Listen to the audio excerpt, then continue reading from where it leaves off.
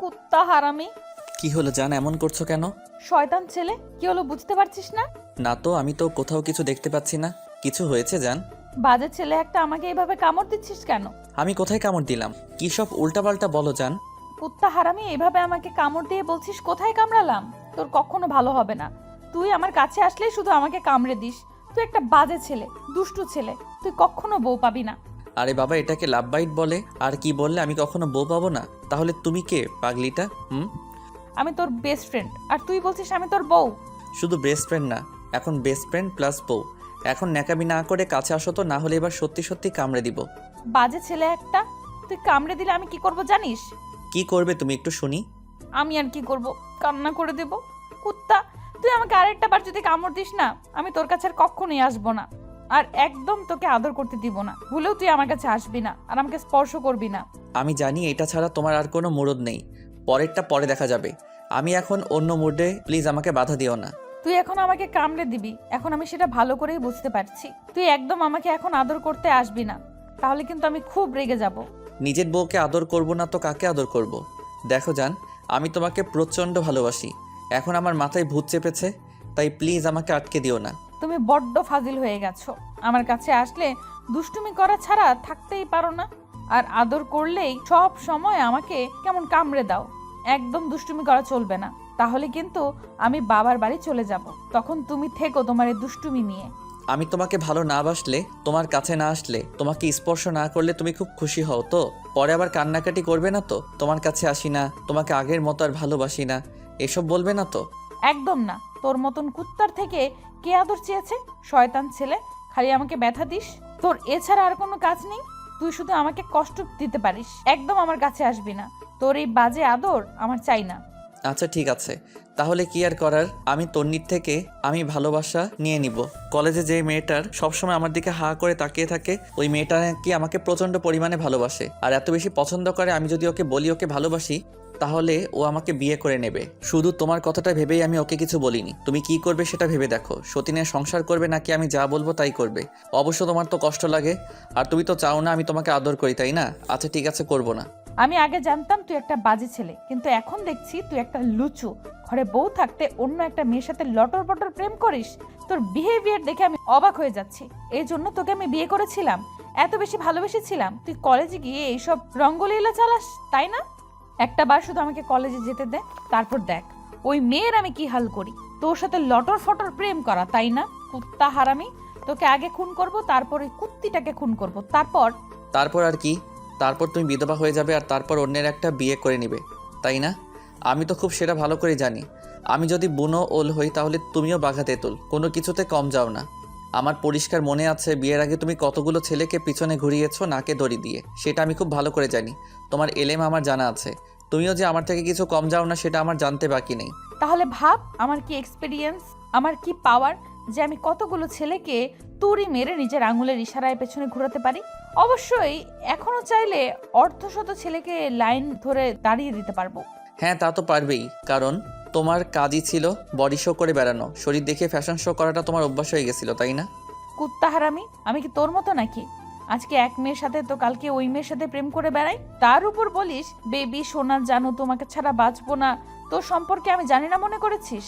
আমি পাই টু পাই সবটা জানি। তুই রিয়ার সাথে কি করেছিস, প্রিয়ার সাথে কি করেছিস, সাদিয়ার সাথে কি করেছিস, তানিয়ার সাথে কি করেছিস, সেটা এখন ওদের থেকে জানতে পেরেছি।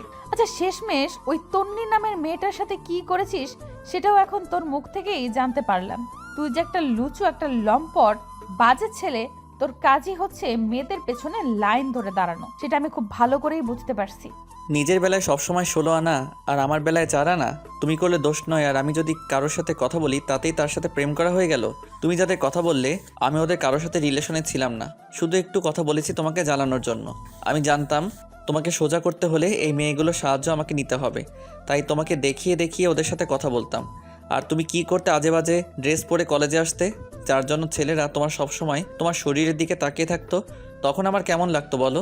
জানি না তোর কেমন লাগতো। আমি কি তোকে তখন ভালোবাসতাম নাকি যে জানতে পারবো? জানবে কেমন করে? তোমার সেই মুরদ নেই।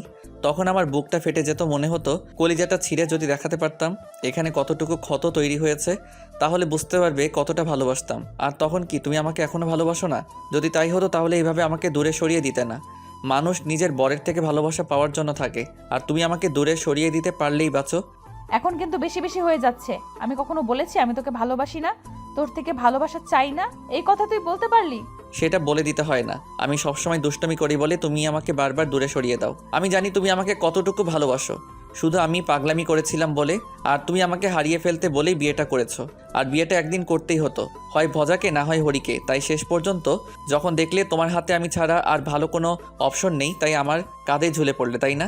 আর তোমার মতো একটা গন্ডি মেয়েকে কে বিয়ে করবে, যে কিনা সবসময় রাগের উপর থাকে? তুমি যে কোনো সময় উল্টাপাল্টা কাজ করে ফেলতে পারো।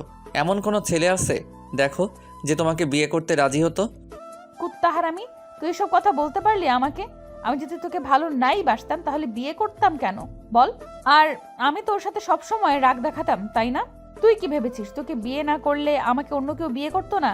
শেষ পর্যন্ত কিনা আমি তোর সাথে রাগারাগি করে বিয়েটা করেছি। এসব কথা তুই আমাকে বলতে পারলি? আসলে তুই আমাকে ভালোবাসিস না, তাই না?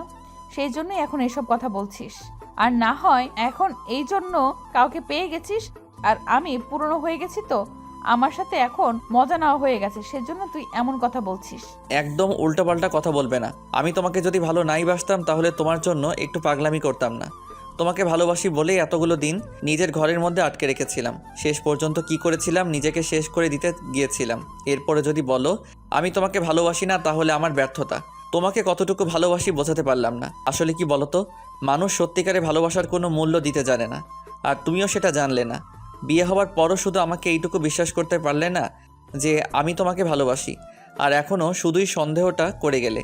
ভাবলে আমি তোমার সাথে নাটক করেছি তোমাকে বিয়ে করার জন্য। আমার যদি সেটা করার থাকতো তাহলে অন্য কারোর জন্য করতাম, তোমার জন্য কেন করতে যাব? ঈশান, এখন কিন্তু বাড়াবাড়ি হয়ে যাচ্ছে। তুমি কিন্তু সীমা ছাড়িয়ে যাচ্ছ। একদম এইসব কথা বলবে না। আমার থেকে দেখতে আর একটা ভালো মেয়ে তুমি পেতে, এই শহরে পেতে না। সেজন্য আমার প্রতি দুর্বল ছিলে, আমার মোহে পড়েছিলে। আমি তোমাকে ফ্রেন্ড হিসেবে ভালোবাসতাম, সবসময় কেয়ার করতাম, তোমার খোঁজ খবর নিতাম, তুমি কি করছো না করছো সেটা জানার চেষ্টা করতাম। আর তুমি তো একটা বখাটের মতো ঘোরাফেরা করতে, সব সময় কেমন যেন মেয়েদের পেছনে থাকতে। আন্টি অ্যাঙ্কেল বলছিল বলেই আমি তোমার খোঁজ খবর রাখতাম, আর তাতেই তুমি আমার উপর দুর্বল হয়ে আমাকে ভালোবেসে ফেলেছিলে। আর শেষ পর্যন্ত যখন প্রপোজ করলে, তখন আমি যখন বারণ করে দিই, তখন তুমি পাগলামি করতে শুরু করে দিলে। তাহলে শেষ পর্যন্ত স্বীকার তো করলে যে আমি তোমাকে ভালোবাসি। তাহলে এইটুকু বোঝো যে আমি তোমাকে ভালোবেসে কাছে এসেছি, আর তুমি আমাকে ততবার দূরে সরিয়ে দেওয়ার চেষ্টা করো। তখন আমার কেমন লাগে বলো? আর আমি সত্যি কথা বলেছি বলে তোমার মনে হচ্ছে বাড়াবাড়ি করছি? আচ্ছা ঠিক আছে, এখন থেকে আর আমি তোমাকে স্পর্শ করবো না, আর তোমার কাছেও আসবো না। পরে একদম কান্নাকাটি করতে পারবে না যে আমি তোমাকে ভালোবাসি না, তোমাকে আদর করি না। আমি এমনিতেও তোমাকে আর আদর করব না, তোমার কাছেও আসবো না। তখন ন্যাকা কান্না কেঁদেও কোনো লাভ হবে না, মাইন্ড ইট। আরে যাও যাও, তুমি রাগ করে থাকতে পারলে আমিও ঠিক তেমনি থাকতে পারবো। তুমি কি ভেবেছো তোমার আদরটা না পেলে আমি মরে যাব? কখনোই না। না না, তেমনটা হবে কেন? তোমার কখনোই আফসোস হবে না? তোমাকে ভালোবাসার জন্য কতগুলো ছেলে লাইন ধরে দাঁড়িয়ে আছে না? কলেজে গিয়ে বডিশো করলেই ওরা তোমার জন্য দাঁড়িয়ে যাবে। ঈশান কথাটা বলে শেষ করতে পারলো না, সাথে সাথে লিচা ওকে একটা থাপ্পড় মেরে দিল। ঈশান অসহায়ভাবে ওর দিকে তাকিয়ে রইল, তারপর একটা হাসি দিয়ে বলল, তুমি কতটুকু ভালোবাসো আমাকে সেটা আজকে আবার প্রমাণ করে দিলে। ঈশান সেখানে দাঁড়ালো না, বেরিয়ে গেল। আর লিচা ভাবতে লাগলো হঠাৎ করে কি একটা কাজ করে ফেললো যার জন্য ঈশান রেগে গেছে। ও এবার কি করবে? নিজের রাগটাকে কন্ট্রোল করতে পারেনি। রাতে এমনিতেই আমার কাছে আসবি, দেখবো তখন কি করে আমার উপর রাগ করে থাকতে পারিস। এখন একটা কিস করে দিলে এমনিতেই রাগ ভেঙে যাবে। ঈশান সারাটা দিন আর বাসায় আসলো না, তাই লিজার বেশ টেনশন হচ্ছিল। তারপরে ও রাগ করে ঈশানকে একটাবার কল করলো না। বিষয়টার জন্য ঈশানের মনটা আরো খারাপ হয়ে গেল। ও রাতে বাসায় আসে, তারপর না খেয়ে শুয়ে পড়ে। লিজা ও রাগ করে কোনো কথা বলল না ওর সাথে। পরদিন সকাল হতে লিজা দেখলো ঈশান ওর পাশে নেই, বেলকুনিতে দাঁড়িয়ে আছে। দুজনে দুজনের কাজেই অবাক হচ্ছে, কারণ লিজার ঈশানের বুকে মাথা না রাখলে আর ঘুম আসে না, আর ঈশান ওকে বুকে না নিলে ঘুমাতে পারে না। ঈশানের ভাবতেই কষ্ট হচ্ছে লিজা একটাবারও ওর রাগটা ভাঙানোর চেষ্টা করেনি। ঈশান অফিসে যাবে, তাই রান্না শেষ হতেই এসে বলতে লাগলো, রান্না হয়ে গেছে, খাবে চলো। রাতে তো কিছুই খেলে না, অফিসে যেতে হবে। খিদে নেই, আমাকে নিয়ে তোমার এত ভাবতে হবে না। তোমার ইচ্ছা থাকলে তুমি খেয়ে নাও, আমার প্রতি এত কেয়ারিং দেখাতে হবে না তোমার। ঈশান কোনো রকমে তৈরি হয়ে অফিসে চলে গেল। লিজা বারবার ওকে খেয়ে যেতে বলল, কিন্তু ঈশান কোনো কথা শুনল না। ঈশান চলে গেল। সারাটা দিন লিজা ওকে একটা কল করলো না, তাই ঈশানও ওর উপরে রাগ করে সারাটা দিন না খেয়ে রইল। সন্ধ্যার দিকে ঈশান কোনো রকমে বাসায় চলে গেল। শরীরটা যেন আর চড়তে চাইছিল না, তাই বাসায় গিয়েই ফ্রেশ হয়ে ওয়াশরুম থেকে বেরিয়ে আসতেই মাথাটা কেমন চক্কর দিয়ে ওঠে। তারপর আর কিছু মনে নেই। যখন জ্ঞান ফিরে খেয়াল করে ও বেডের উপরে শুয়ে আছে, আর কেউ একজন ওর একটা হাত ধরে ফুপিয়ে ফুপিয়ে কান্না করে উঠছে। এমন কিছু দেখে ঈশান হাতের দিকে তাকাতেই খেয়াল করলো লিজা ওর হাতটা বুকের সাথে জড়িয়ে ধরে রেখে কান্না করছে। ঈশান উঠে বসার চেষ্টা করলেই আব্বু ওকে বসিয়ে দেয়। আব্বু আম্মু বারবার জিজ্ঞাসা করতে লাগলো কি হয়েছে, কিন্তু ঈশান কিছুই বলল না। শরীরটা খারাপের বাহানা দিয়ে কাটিয়ে দিল। আব্বু আম্মু চলে গেল। লিজা কান্না করে দিয়ে বলতে লাগলো, সব আমার জন্যই তুমি আজকে অসুস্থ হয়ে পড়েছো। সব দোষ আমার। প্লিজ তুমি আমাকে মাফ করে দাও।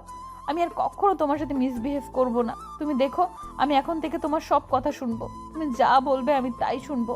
প্লিজ আমাকে মাফ করে দাও। লিজা কথাটা বলে ঈশানের হাতে চুমো দিতে লাগলো। ঈশানের কালকের কথাগুলো মনে হলেই বেশ খারাপ লাগছিল, তাই হাতটা ছাড়িয়ে নিয়ে বলল, তোমার জন্য এসব হতে যাবে কেন? আমি নিজে না খেয়েছিলাম, সেজন্য অসুস্থ হয়ে পড়েছিলাম। কান্না করো না, সব ঠিক হয়ে গেছে। সেটা তো আমার জন্যই হয়েছে, আমার উপর রাগ করে থেকেই।